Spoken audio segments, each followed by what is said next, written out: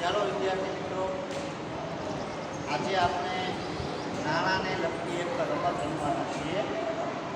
અહીંયા મારી પાસે કેટલાક રૂપિયાના સિક્કા, 2 રૂપિયાના સિક્કા, 5 રૂપિયાના સિક્કા અને 10 રૂપિયાના સિક્કા છે. તમારે આ બધા સિક્કાને વર્તુળની અંદર ફેંકવાના છે અને જે સિક્કા વર્તુળની અંદર પડે એ બધા સિક્કાને ગણતરી કરીને કહેવાનું છે કે કેટલા રૂપિયા થયા. વર્તુળમાં જઈને કહેવાના છે હો.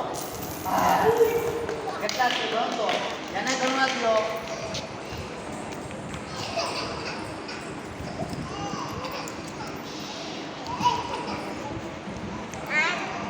કેટલા થયા?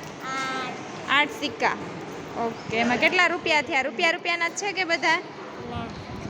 2 રૂપિયાના છે. હા, 2 રૂપિયાના છે. એટલે આ 2 ને 2 4 અને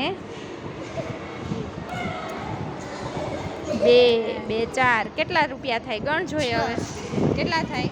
6. સરસ, હાલો.